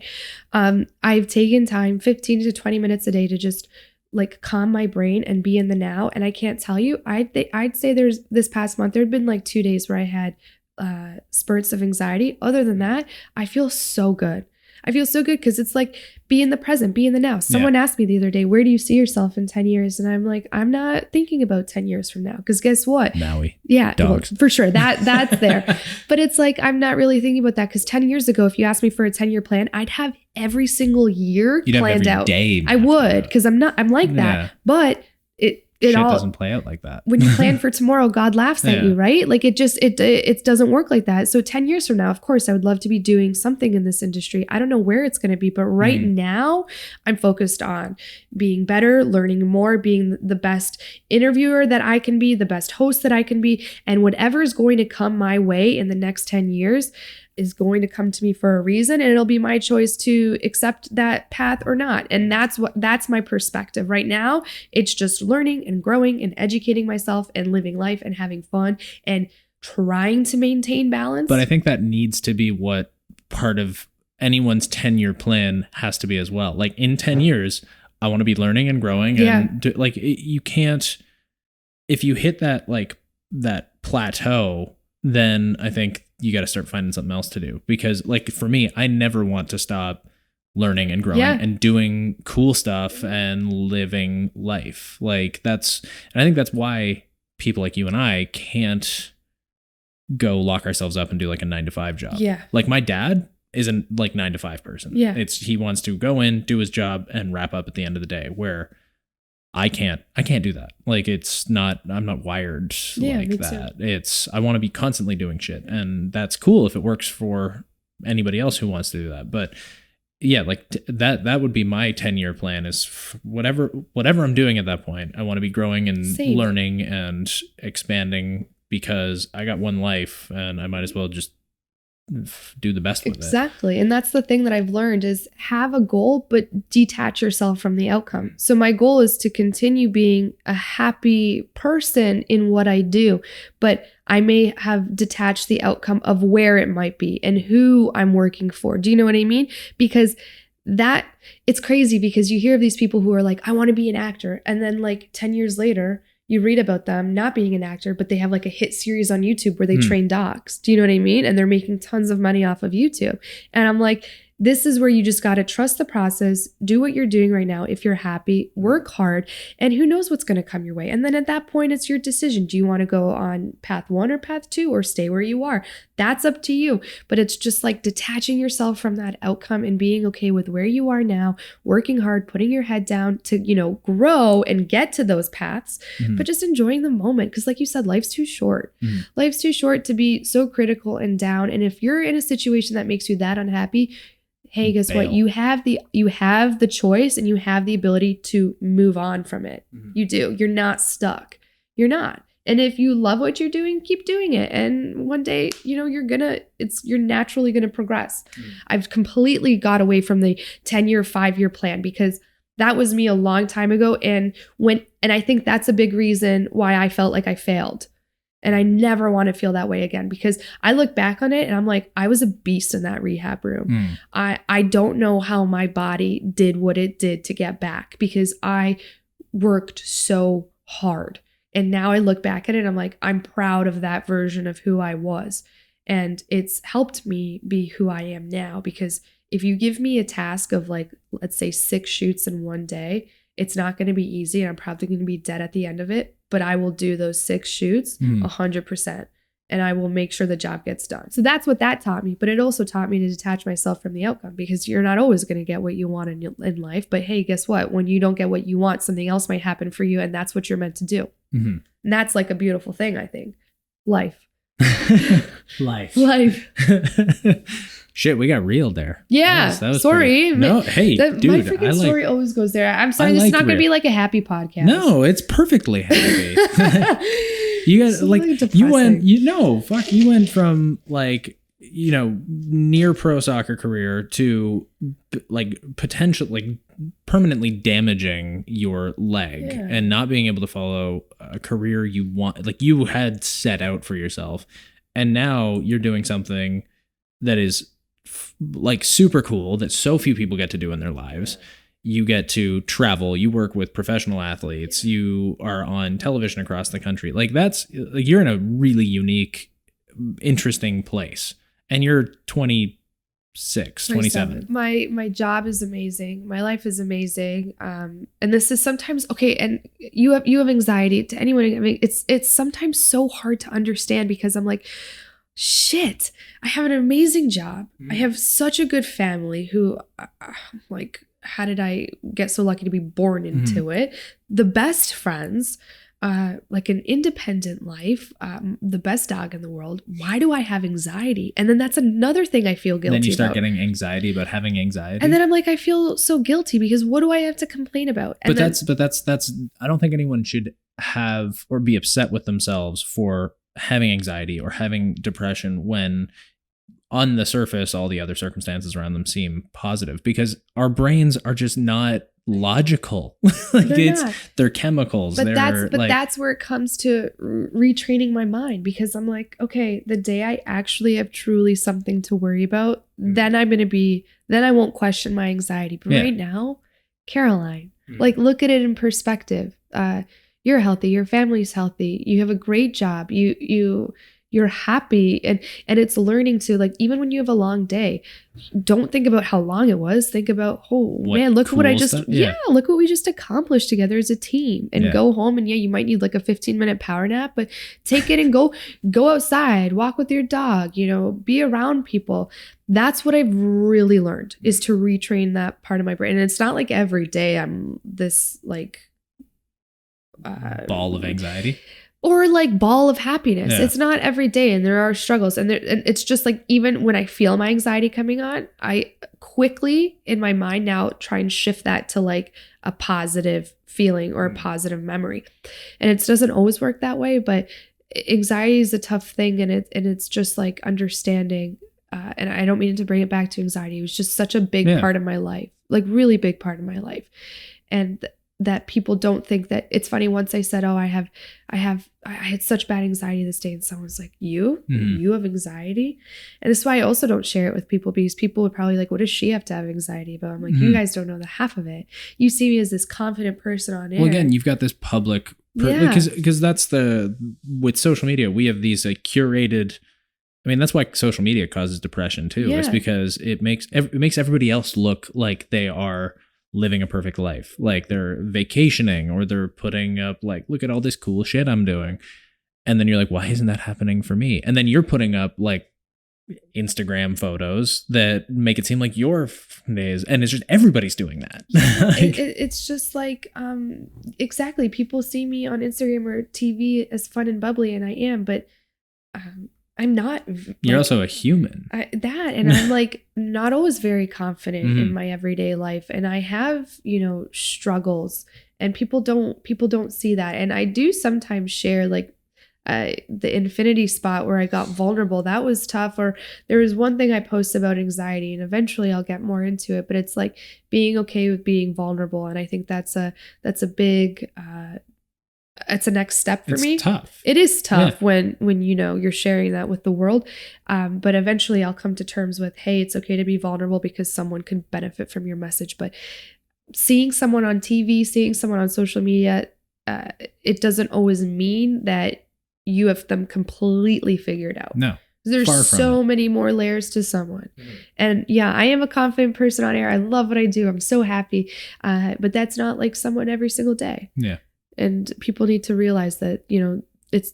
And again, I think that helps too. You relate to other athletes and other people going through struggles. I mean, like, you get to sit down with professional athletes and basically shoot the shit with them. Yeah. Like, and you can relate to them on a level that not everybody else can, because that was your path at one point. Well, I just sat down with an athlete. I'm not going to say who, because I don't want to ruin the interview. But, he said, sometimes I have a hard time because I feel like I'm selfish, and I cut him off. And I'm like, no, you're not selfish. Just watched that this morning. Did you? Yeah. I'm like, no, you know who it is. You're not selfish.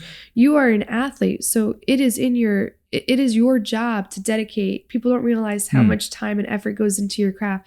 You training and working hard and going to the gym and doing dry land training and then competing and traveling, that's not being selfish. That's owing to you what you deserve because of how many hours you put in to getting a gold medal at the end of the day. That's not selfish. I think it would be very selfish to yourself if you didn't give yourself that time to be the best version of yourself that you could be. And people on the outside, though, might say, oh, it's really selfish of this person to not come to this party or whatever it may be. No. I don't see it that way. I think as an athlete, you'd be doing yourself a disservice if you didn't spend every single moment you needed to be better.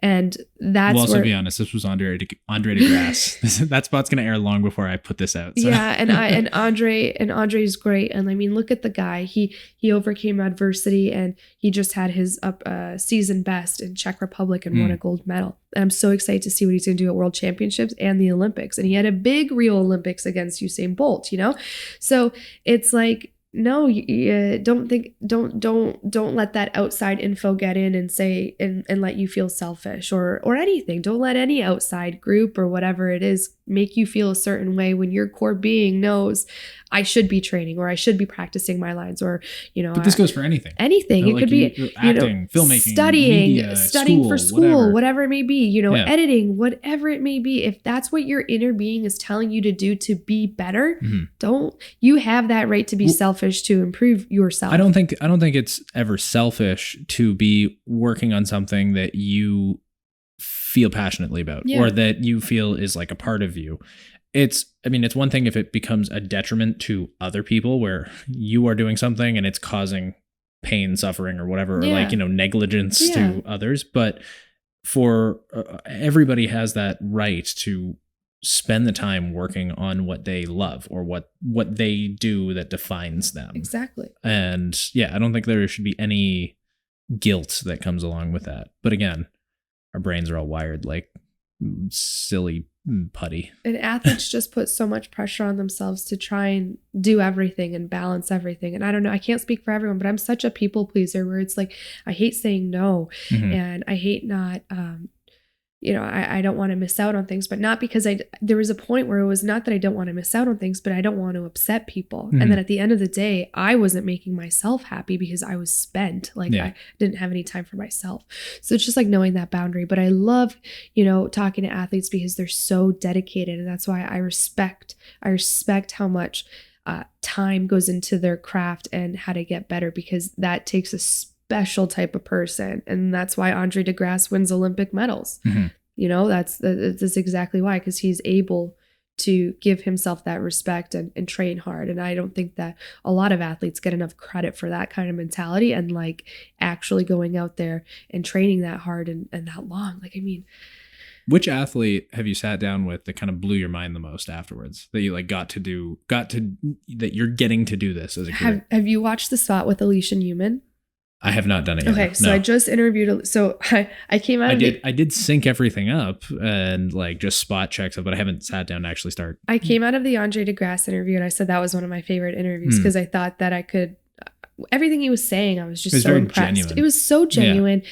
He was a great guy. And when I was interviewing him, I didn't feel like I was interviewing him for TV. I felt like I was talking to a friend, and I love that. It was a great interview, Andre, I can't say enough about him. He was awesome.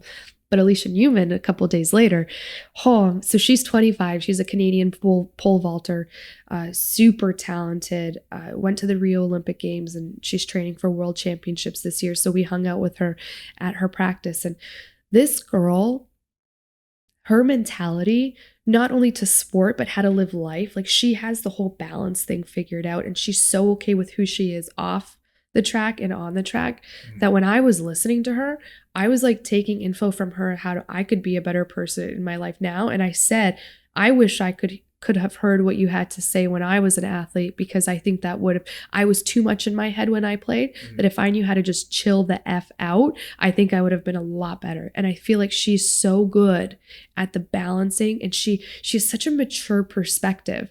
And I said to her as soon as she was done, I was like, you have a message that a lot of young athletes could resonate with and could really learn a lot from. And she needs to share her voice because she was so mature and she's so beautiful and she's so talented and she trained so hard.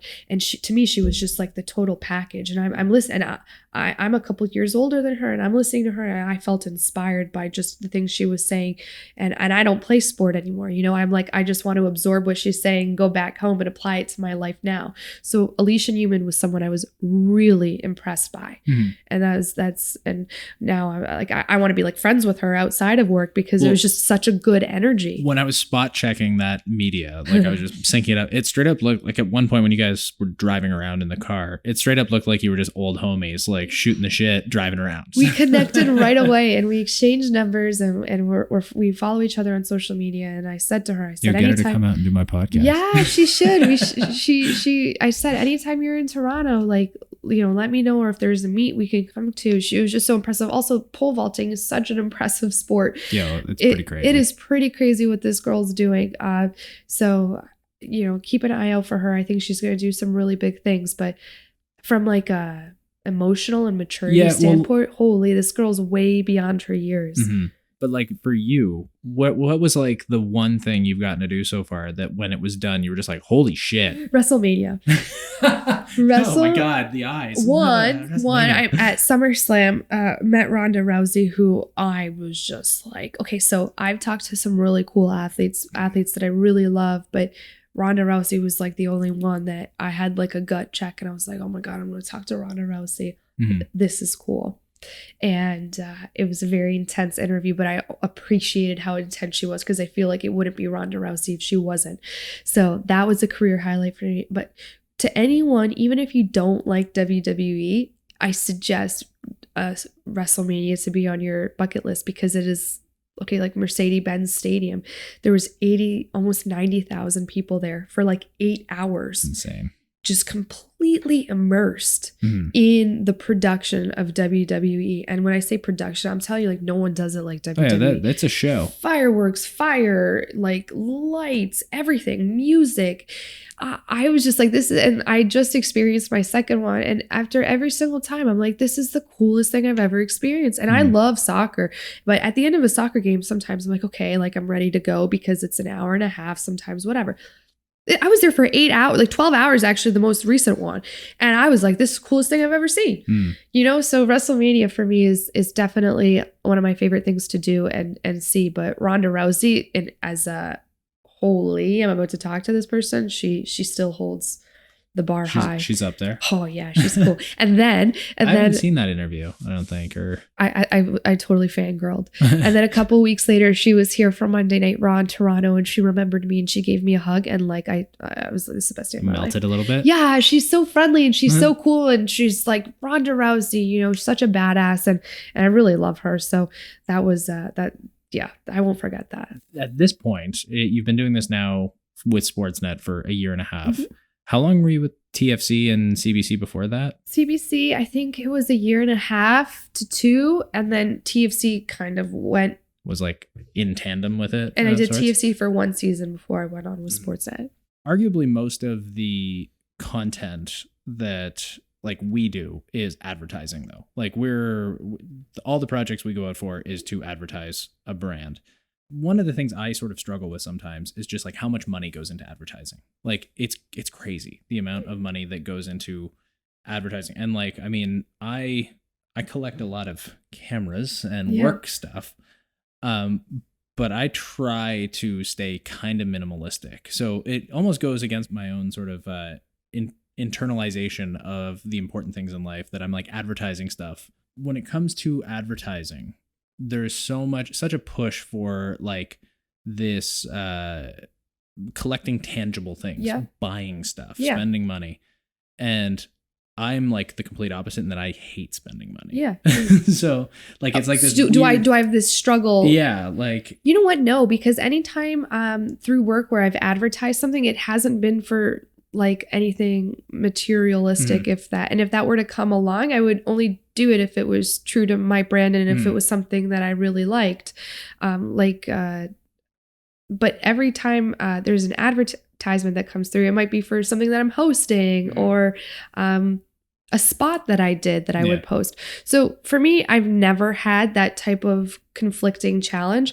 And also, I'm very lucky that the team that I have at work they know me and they know my brand. They would never ask me to do something or position it in front of me if they know that it's something that I don't stand for. also I have the confidence in who I am to be like, I don't feel comfortable if that ever were to happen. So I have a voice, and like I said, my team also really knows me. So it's, if there was like a brand that was like against dogs, they would never be like, hey, go Caroline. Cause they know that I would never. We're doing a deal with this dog execution. Which, like, if there are any brands like that, they have a lot of questioning to do for themselves. But you know what I mean? It's just, no, that's another thing.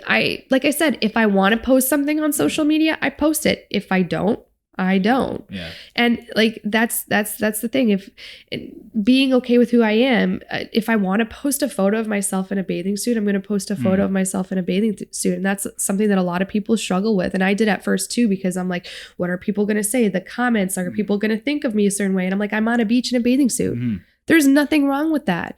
And it's literally just being like, yes, I'm Caroline, a host, and I'm Caroline, a dog mom, and I'm Caroline who loves her friends or whatever, but I'm also like, I'm me, and I have to feel okay with everything that I post. And if I'm not okay with it, I'm just not going to post it. So literally everything that you see on my pages, every tweet, every photo, every Facebook post, that has genuinely come from a place of, this is me, and you guys can take it or leave it, like it or hate it. But at the end of the day, I'm really not going to care, as long as it's respectful, and that's who I am. I'm a respectful person.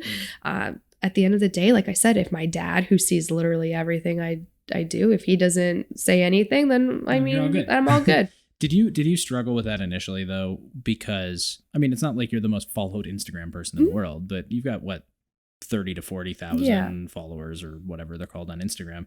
Like that's a decent number of eyes to have, people that are interested in what you're doing. Like, I definitely think it's an eye opener for sure, because everything you're doing, people dissect. That's I think what I realized the most is, like I said, if my nails chipped, people zoom into certain parts of my photo that I didn't think people would even notice. So it's just an eye opener to be extra, not careful, because whatever I post it's not like crazy. It's just aware that people are going to pick up on things, and people are not going to really like you all the time, which is okay. Now, sometimes there was a time where I took like a little social media break, because I tweeted something about playing soccer and people took it inappropriately. And, you know, and that's where that bothers me, because I'm just like, it's sometimes a hard position to be in when you have anxiety and you post something, because then it's like, did they take it this way? Did it sound for it to be intended this way? And it didn't. It doesn't come from a bad place or an inappropriate place at all. Well, but that's sometimes the constant worry now, too. Yes, is that, but like, will this be misinterpreted exactly somehow, and then it spins that web, right? And that's where I used to get anxiety, but now I'm just like, I've taken a step back, and that's where I only go on social media now, because I'm totally okay not looking at it like twice a day. And if someone doesn't like it or someone wants to make it inappropriate, that's on them. Because I know where it's coming from. I know the message I'm sending there. I know what I'm putting out, and I'm confident in that message and that, and like those pictures or whatever it is. It's, you just gotta, it come. And this isn't something that I've like thought all along. This is literally something that has started to come about in the last month. And I've really been comfortable with it in the last month, because it wasn't always like that. I would always look at the comments and be like, okay, why does this person think this thing from what I said, when that's not why I intended it at all? You just got to look also where they're coming from and how their mindset might work. But at the end of the day, you can't worry about everyone's opinion at all. What was it like, though? I mean, you did some on-camera stuff for TFC. When you first saw yourself on TV. Man, Shantai, till this day, I literally cannot hear my voice. I mean, I was taking an Instagram story of the podcast story. I hear you regularly being like, I hate my voice. I'm like, mute. You're like the fucking worst person to be on television. You're like, my voice is the worst. My voice is the worst. You know what? I don't, people, this is another thing. Because, well, I mean, Aftermath, from my perspective, right? Like, I started, like, Sportsnet was the first company I started working for where my content was being uploaded somewhere other than like a website. Yeah. So it's broadcast across the country. And it's like, I'm not on camera, but I'm producing content. And then like later I'm at a bar or something and Sportsnet's on TV, because that's what is on most sports bar television. And the spot I did comes up. That's and it's cool. It's whack. Like it's cool. Just, especially because a lot of it is edited right here. like literally above your head. So this is what's interesting is back, like again, when I played soccer, it's almost like I would never celebrate my achievements because I would think that if I were celebrating them, it would be not cocky, but I would never be able to give myself credit for something because I'm like, you shouldn't give yourself credit. Stay humble. And I've always been humble. And I never understood the balance of achieving something so cool that you've worked for and still being able to celebrate it, which now I do. So if I see a spot that we've done on television, I'm not like, you go, Caroline, but I'm looking at it and I'm like, be proud of yourself, because that's something I've never been able to do throughout my entire life, which is something that's been more recent, is like, I work hard, we work hard, and as a team, we should be proud of our outcome, because why else do we work hard? You need to be proud of yourself. So I've achieved that balance. And in saying that, I will always watch a plays or a misplays show at least once on television, because if you don't, how are you going to get better the next time around? You have to see yourself when the product is finished. And same with Aftermath. I will watch Aftermath every week. And sometimes people will be like, really? You're watching yourself? No, guys, you don't understand. I'm not watching myself because I like to see myself. I'm watching myself because there are certain mannerisms that I do that I don't like, that I want to correct for the next show. Or, if I say guys too much, I want to make sure I correct that for the next show. Or how many times people don't understand, we're sitting and there's 3 cameras, right? How many times am I making eye contact with the camera that I'm actually on? These are all things that you have to work on. And the only way you get better is seeing yourself. Quite like when athletes have a game and they go and watch tape.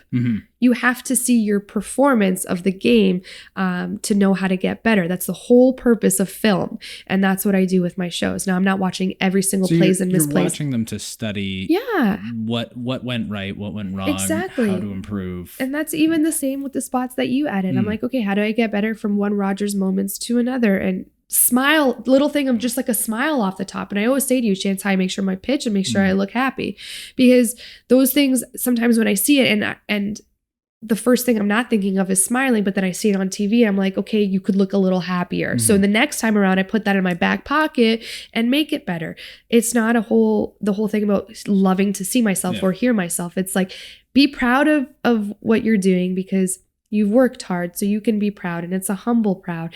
And watch so you know what to correct yourself on. It's like I said, it's the closest thing I have to sport, because I would have a great game. I'd go and watch film and I'd be like, okay, there are 3 things from that game that I had a really good game, but they could be better for the next one. I'm going to correct it for this game. And it's the exact same thing with me in the studio. At least that's how my mentality works. No, it's because that's a good thing. Like, you have to constantly be improving and you have to constantly be learning. And part of that is, as painful as it is for me to edit these things and watch myself, you have to get over that and figure out, like, how can I improve this for next time? And because no one is perfect, especially off the top. Like, if you don't constantly like study yourself and your craft, then you will not improve. And that's the biggest thing I've learned. I will always put pressure on myself to be better, except in the past when I played, I put way too much pressure on myself. So now it's this balance where it's like, yeah, okay, you shoot all day, you got to come home because you got another shoot tomorrow. So now you're tired, but you need to put that pressure on yourself to know everything you can about tomorrow's shoot and who you're interviewing. And then you go into the shoot, you kind of like, okay, now you need to remember to do this, this, and this. And then you do it. And I walk away and I'm like, oh my gosh, this was one of the best days I've had at work. So it's like that pressure to prepare and to perform. And then when it's done, take a second to be like, yeah, this week's been long, but look how rewarding it's been. And I'm proud of myself. And now I can go and enjoy myself. I think it's like the biggest thing I've learned. And I'm telling you, if it wasn't for soccer, I would not be, I would still be in that mindset if it wasn't for that injury. Because that completely, and it's been like a 5 to 6 year process of working that. This isn't like an overnight thing happened last month. This is something I've really been struggling with. And it's starting to come to light now. And this past month is probably the happiest I've been in a very, very long time because I'm reprogramming my mind. Nice. Well, Yeah. I think on that note, we could probably wrap it. End it on the Thanks. high note. Thank you, dude. No, Thank you for really. coming out. No, this has been so fun. Can we do it again? We absolutely can do it again. I will have you back anytime. Okay. And when I start my podcast, can you give my podcast a shout out on your podcast? I can totally do that. Podcast. Yeah, We've podcast. established the podcast name of mine It's will going be to be podcast. called Podcash. Yes. We'll find some way to incorporate Cash. You and Cash reviewing dog food. Okay. And honestly, I'm not just doing this. It just came to my mind. It was not planned. No. Guys, Shantai is like really one of the best people I know. Fuck off. I know. Like at work and outside of work. This guy is super talented. He just edited a piece that I've never seen anything so good. So, and I'm not just saying that. And anytime I say things like true and true, when I mean to say through and through, because we're all human and we make mistakes, Shantai edits that stuff out for me. I removed reality from this. So True and true. true and true. We end on that note. Yeah. But thank you very much. I appreciate it. Thank you, Shantai. Thanks for checking out this week's episode of the J-Cut Podcast with Caroline Szwed. If you enjoyed that and want to hear more, we've got several episodes available right now on this YouTube channel or wherever you get your audio podcasts, and more coming weekly. So please hit the subscribe button, hit that bell notification. Really helps us build this channel. I'm waiting. Okay, I'm going to assume you've subscribed by now, which means you'll be here for next week's episode with first-time feature film director Farhan Maradi. So you just directed a feature film. I did. How was that, man? It was hard. It was like making 20 short films in the span of like 4 months. Yeah. Shooting them at least. Now we have to edit them all.